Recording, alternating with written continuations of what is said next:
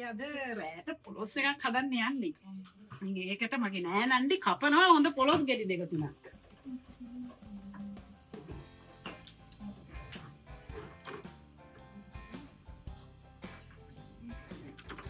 ලංකාවේ මේ වගේ දා පොල් ගෙඩියක් බින්දට පස්සේ වතුර නොබී ඉන්න බෑනේ.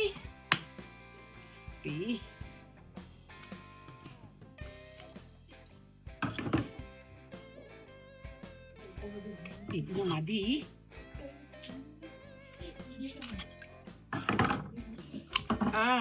ඉතින් පොල් වතුර ටික මාර රසයි. ඔන්න ඉතින් අපි පොල් ගන්න යන්නේ දැන්. වාඩි වෙලා පරණ තාලේ ඉරමණයක් නෑ නම් තව හොඳයි. මේක දැන් මේ නවීන පන්නේ ඉරමණයක්. අපි පොල් ටික ගාමු. අවුරුදු ගානකට පස්සේ මේ ඉරමණයක පොල් ගාන්නේ. දාලා බලමු.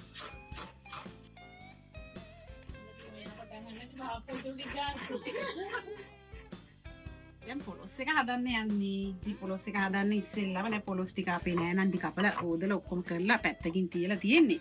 ඉතින් මම දැන් මේ ඒකට අවශ්‍ය තුන පහ ටික හදාගන්න යන්නේ. ඉතින් මේ තුන පහ ගෙදර කොටපු තුන පහ කබලේ බෙදලා අරගෙන අපි බලමු කොහොමද හදන්නේ කියලා. ඉතින් පොල් ටිකක් ගාලා තියෙන්නේ. ඒකත් අපි මිරික ගන්න ඕනේ දැන්. පොල් ටික මිරිකන්න කලින් තුන පහ බෙදලා මේ සද්ද එනවා ගමේ ගන්න එපා. මොකද මේ ගමේනේ අපි ඉන්නේ. ඉතින් ගමේ අපි මේ මැටි කුස්සියේ උගෙන ගමන් කට්ටිය තව ඉන්නවා අපේ සහායට මෙතන. ඉතින් එයාලා එක එක සද්ද දානවා. නලියෝ ගණන් ගන්න එපා. ඉතින් මේ සද්ද මේ සද්දත් එක්ක තමයි මම මේ දැන් මේ තුන පහ ටික බඳින්නේ. මේ පොලොස් වලට තුන පහ හොඳට රන්වන් පාටට බැදෙන්න ඕන ටිකක්. කළු පාට වෙන්න අර මස් කරි වලට වගේ. ඉතින් දැන් මේක බැදීගෙන එන්නේ. අපි මේකට දාන්න ඕන දැන් මිරිස් කුඩු. අර මිරිස් කියන්නේ මේ තුන පහ ටික බැදුනට පස්සේ මිරිස් කුඩු දැම්මම ඒ රස්නෙට මිරිස් කුඩු ටික බැදෙනවා. දැන් මේ තුන පහ ටික බැදිලා තියෙන්නේ. ඉතින් මම ලිප ඕෆ් කරා. දැන් මේ රස්නෙටම දාන්න ඕන මිරිස් කුඩු. ඉතින් මම මේ අද මිරිස් කුඩු ඉවර වෙලා අපි මිරිස් කෑලි දාලා බැදලා මේක ගලේ අඹරලා ගමු. මං ඉතින් ප්‍රමාණයක් කියන්නේ මට හිතිච්ච ප්‍රමාණය දානවා. අපි ටිකක් මේ වැඩිපුර හදනවා ඇත්තටම. ඒකයි මේ මට හිතිච්ච ප්‍රමාණය දැම්මේ. අපි පොලොස් එකට අවශ්‍ය ප්‍රමාණය එතකොට ගමු. මේකට ගම් මිරිසුත් දාන්න ඕන. ගම් මිරිසුයි මිරිස් කුඩුයි හරි විදියට හදනවා නම් මිරිස් කුඩු. ඉතින් මිරිස් කුඩු නැති නිසා මම කෑලි මිරිස් දැම්මේ. ඒතකොට ගම් මිරිස් වෙන්න ඕන, මිරිස් කුඩු වෙන්න ඕන, තුන පාටික වෙන්න ඕන. නැති දාලා තමයි හදලා තියෙන්නේ. ඒ නිසා අමුතුවෙන් ඒව දාන්න ඕනේ නැහැ. හරි. මේ ගාන හරි. දැන් බැදිලා තියෙන්නේ. මේක අර මිරිස් කුඩු ආව නම් ඊට වඩා ලස්සනට පාට එනවා. කෑලි දාපු නිසා තමයි මේ වෙලා තියෙන්නේ. මේක ඉතින් අපි දැන් මිරිස් ගලෙන් අඹරලා ගමු.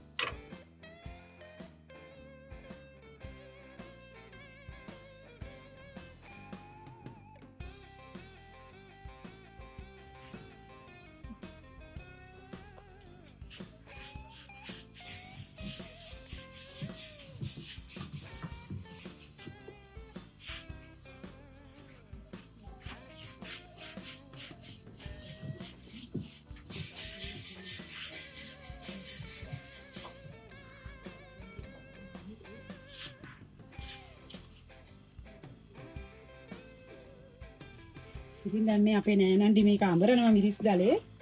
ඒක හොඳට වතුර පොඩ්ඩක් දමා තමයි අර පේස්ට් එකක් වගේ හදාගන්න ඕනේ. වතුර චුට්ට එකතු කර තමයි ඒක මේ අඹරගන්නේ.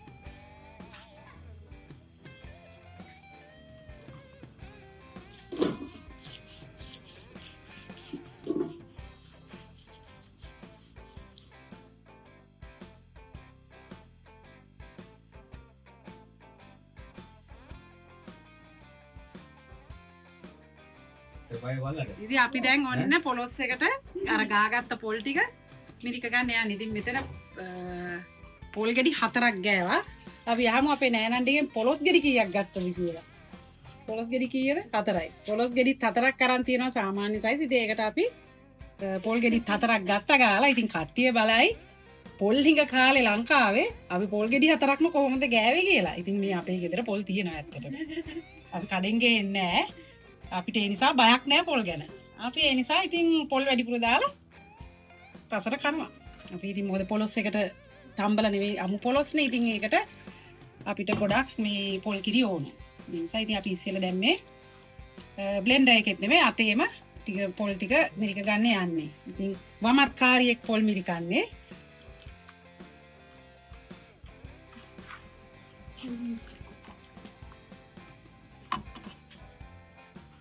ඔන්න මේ පොලොස් එකට මේ මැටි අට්ටියකනේ හදන්න යන්නේ. ඉතින් මේ ලොකු මැටි අට්ටියක් නෑ. අපි මේකේ කොහොම හරි පොල් කිරි දෙසරයකට දාලා තමයි අපිට හදන්න වෙන්නේ. ඉතින් ඔන්න මේ ඉස්සෙල්ලා තුන පහ ටික අර අඹරගත්ත තුන පහ ගුලියෙන් මම කියන්නේ ඔක්කොම ඕනේ නැහැ කියලා අපි මෙහෙම භාගයක් දාගත්තා. දාගෙන කහ කුඩු ටිකකුත් මෙහෙම දාගත්තා. ඊට පස්සේ අපේ මේ ලුණු පොල් කට්ට තියෙනවානේ. අපි ඒකෙන් ලුණු කැට තියෙන්නේ. ඉතින් කැට දාද්දි ගොඩක් ඕනේ නැහැ. අපි මුලදී පොඩ්ඩක් දාලා මෙහෙම පස්සේ දාගමු අවශ්‍ය ප්‍රමාණය.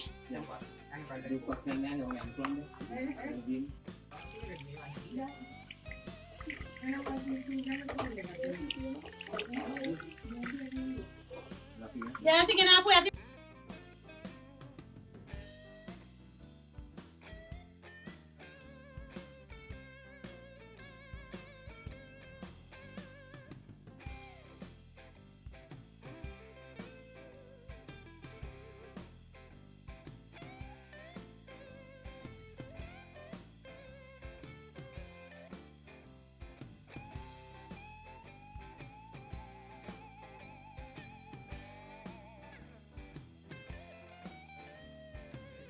ඉතින් ඔන්න අපි දැන් දර ලිප පත්තු කරලා දර ලිපේ තමයි හදන්න යන්නේ පොලොස් එක.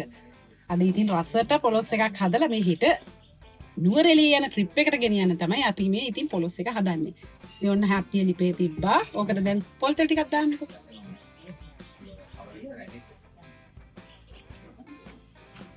පොල් තෙල් ඉතින් මහ ගොඩක් ඕනේ නැහැ. මොකද පොල් ගාලා හදන නිසා අර ලූණු ටික රම්පේ කරපිංච සුදු ලූණු ඉඟුරු ටික ටෙම්පරාදු කරගන්න තරමට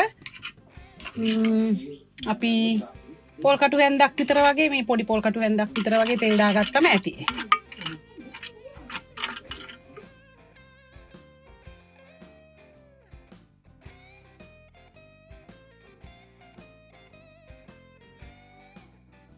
ඉස්සර ආදි කාලේ මිනිස්සු මේ ලිප්පත්තු කරගනිද්දි දර තියෙන ක්‍රමයක් තිබ්බා. අර මෙන්න මේ කතිරේ හැඩයට තමයි දර කෑලි තියලා එතකොට අර ඇතුලේ හැදෙනවනේ වලක් වගේ ඉඳ එතනින් තමයි ලිප පත්තු කරලා ගින්දර තියන්නේ. එතකොට අර හොඳට ලිප පත්තු වෙනවා. ඉතින් මේ එහෙම කරන්නේ අර ලිග්ගල් තියලා හදන ලිප. ඉතින් මේ ලිප් මේ වල අමාරුයි වැඩේ කරන්න. මොකද ඉඩ නැහෙනේ.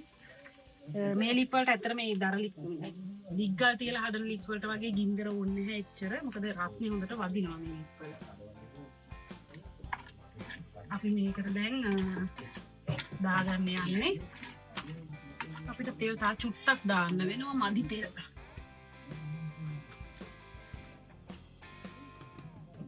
ලිප ටිකක් ඈත තියෙන නිසා ඉතින් මේ මට දිග මදි.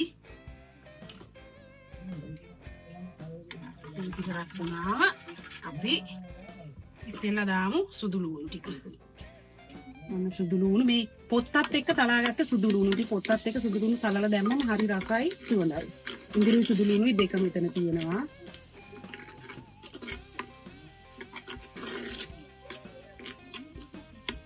ඒක බැදෙනකොට අපි දාමු රම්පෙ ටිකයි කරපිංච ටිකයි. මේ තියෙන්නේ නැටි කෝප්පේ. ඉස්සර ආදි කාලේ ගෙවල් වල මේව තිබ්බා. ඉතින් දැන් අලුත් ගෙවල් වල තියෙන්නේ අලුත් කුෂ්ටි වල ඉතින් ප්ලාස්ටික් බඩුයි ස්ටේන්ලස් ස්ටීල් බඩුයි පීදුරු බඩුයි. ඒ කියන්නේ මේ වගේ ඒවා යන්න පියන්න ගන්න. ඉතින් දැන් මේ අපි ඉතින් මෙහි දරලිපේ හදන නිසා මැටි බාගෙන තියෙනවා.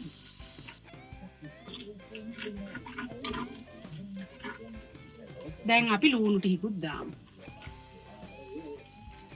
දැන් මේක ටිකක් ටෙම්පරාදු වෙන්නේ.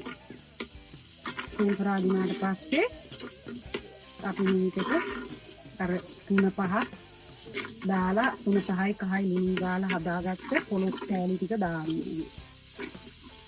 මේක ටිකක් තෙලෙන් නැලවෙනකන් ඉන්න.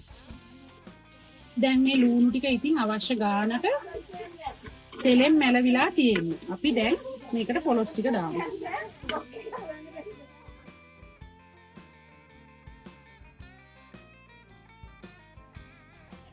මේ මට ඉතින් ඉස්සෙල්ලා කියන්න අමතකුණා මේකට මේ පොලොස් එකට ගොරක දාන්න ඕනේ. ඉතින් ගොරක මම මේකට දැම්මේ අද අඹරලා. කෑලි දැම්මේ නැහැ අඹරලා දැම්මා. ඉතින් අර ඒතකොට හොඳට පාට එනවා. ඉතින් ඔන්න ඔක්කොම ටික මම දානවා.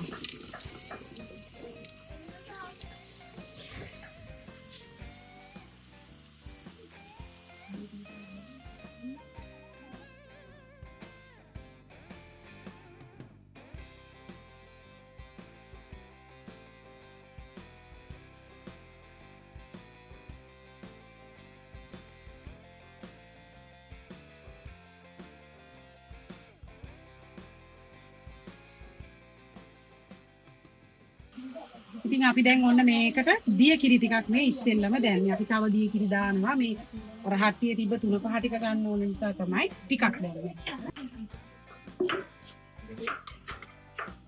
මේකට මිටි කිරිත් දාන්න ඕන. මේක දිය කිරින් ටිකක් බාගෙට තැම්බුනාම අපි මිටි කිරි දානවා.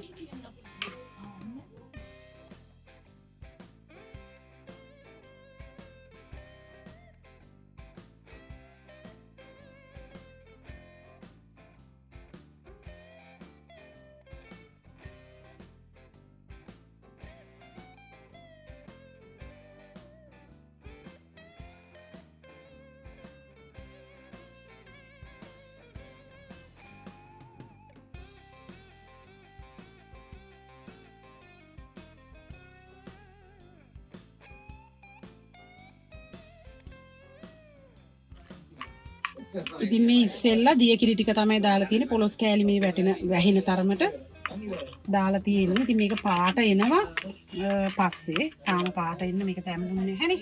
තැම්බුනාට පස්සේ පාට එනවා. ඉතින් අපි දැන් මේක තව ගින්දර ටිකක් දාලා තැම්බෙන්න වහලා තියෙනවා. බාගෙට තැම්බෙද්දී මිටි කිරි ටික දාන්න.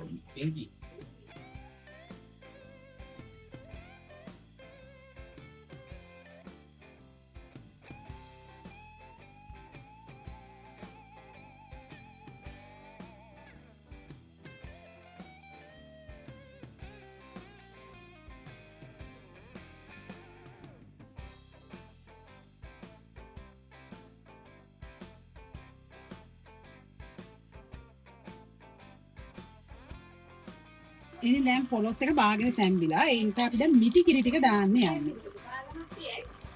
මිටි කිරි වලින් ටිකක් දැම්මා.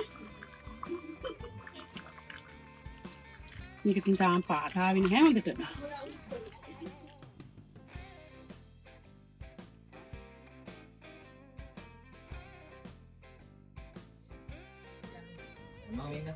තව මේකට මිටි කිරි පොඩ්ඩක් දාන්න පුළුවන්. තාම මිටි කිරි ටිකක් දාලා අඩු ගින්දරේ මේක හිඳනකම් වහලා තියන්න. තව මේකට අර තැම්බෙද්දි තමයි පාට එන්නේ. ඉතින් ඔන්න ලංකාවේ ඉඳගෙන මම දැන් ඔයාලට කියලා දුන්නා ගහෙන් කඩාගත්ත පොලොස් ගෙඩියක් පොල් ගාලා ඉරිකලා ලංකාවේ අර පරණ ක්‍රමයට හදන්නේ කොහොමද කියලා. ඒවල දැක්කා ඒක හදන විදිය. ඉතින් ඒක මටත් අලුත් අත්දැකීමක් අවුරුදු ගානකට පස්සේ ඇත්තටම. මොකද මෙල්බර්න් වලදී ඉතින් අපි ටින් පොලොස් ටින් අරගෙනනේ හදන්නේ. සහ කොකනට් ක්‍රීම් එක කියන්නේ පොල් කිරි ටින් දාලානේ අපි හදන්නේ. ඉතින් අවුරුදු ගානකට පස්සේ මටත් අලුත් අත්දැකීමක් ආවේ. ඒ විදිහට පොලොස් ගෙඩියකින් පොලොස් එකක් හදන්න. එමනම් ඉතින් අපි ආයෙත් දවසක ලස්සන රසබර වීඩියෝ එකකින් ආයෙත් හමු වෙමු. සමහරට ඒක ලංකාවේ ඉඳන් හෝ මෙල්බර්න් ඉඳන් එන්නත් පුළුවන් එක කියන්න බෑ. ඉතින් අද ලැබෙන විදිහට මම ඒක ලංකාවේ ඉන්න කාලේ හරි මොන හරි වගේ විශේෂ කෑමක් හදන්න આવත් ලංකාවේදී ඒක හදන්න. එහෙම නැත්නම් මෙල්බර්න් වලදී හරි හොඳ රසබර වීඩියෝ එකක් කෑම සම්බන්ධයෙන් අරගෙන ඔයාලා හම් වෙන්න එන්න.